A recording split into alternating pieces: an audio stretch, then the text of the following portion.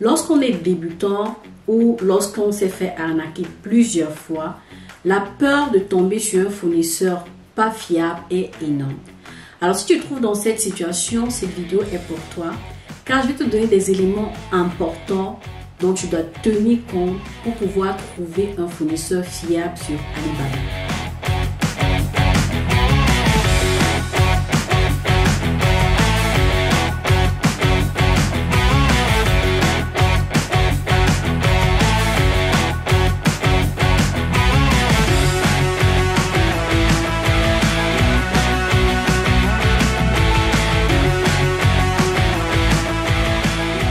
Premièrement, tu vas établir une liste de fournisseurs.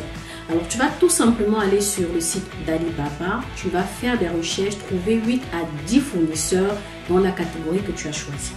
Maintenant, il sera question de les comparer en fonction de l'année d'expérience, parce que là, tu vas voir le nombre d'années d'expérience.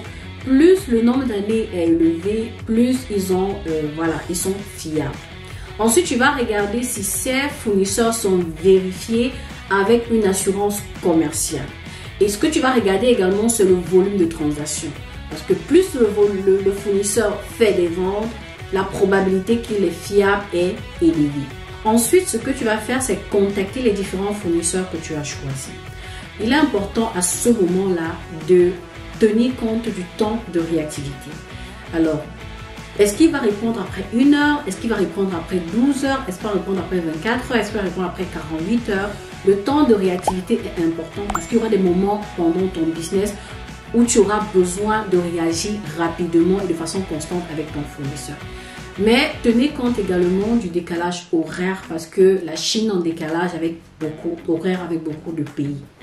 Aussi, lorsque tu échanges avec le fournisseur, regarde sa façon de te parler. Est-ce qu'elle est conviviale? Lorsque tu échanges avec le fournisseur, prends la peine de demander quelle quantité minimale de commandes ils veulent. Parce qu'il y a des fournisseurs qui vont dire, ok, la quantité minimale de commandes est de 10 pièces, d'autres 1000 pièces, d'autres 10 000 pièces. Donc, pour ne pas perdre de temps, demande quelle est la quantité minimale pour une commande. Ensuite, ce que tu vas demander est le délai de livraison.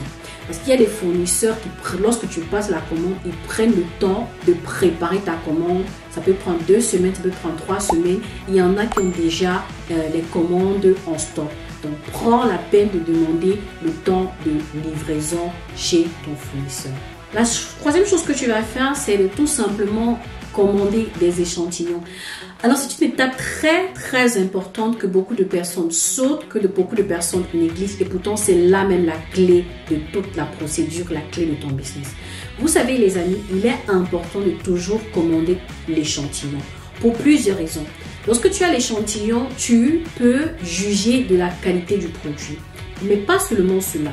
Avec l'échantillon, tu peux également juger du process du fournisseur. Ça veut dire quoi? Du temps de la commande, la durée de l'envoi jusqu'à la réception, du package, comment est-ce que le produit a été emballé, sous quelle forme est-ce que le produit a été emballé.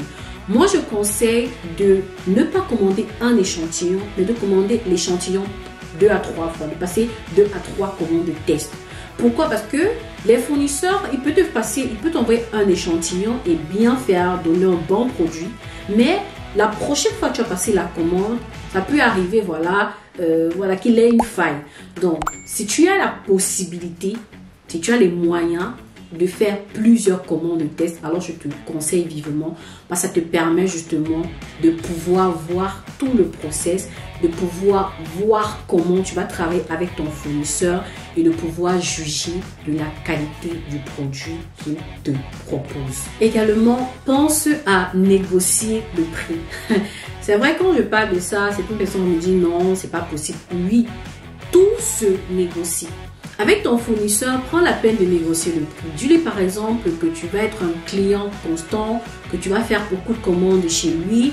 Si par exemple tu as la possibilité, tu veux un logo, le fournisseur pourrait également t'aider à ce niveau-là, au niveau de la conception du logo, pourra te donner des conseils. Donc, dis-lui que tu veux faire vraiment des affaires pendant une longue période avec lui et tu as l'intention de faire beaucoup de commandes, et là tu pourras négocier le prix, parce qu'un prix négocié est également important ou c'est un plus au niveau de tes bénéfices. Alors, c'est ce que je voulais partager avec toi aujourd'hui et j'espère que ça t'a aidé.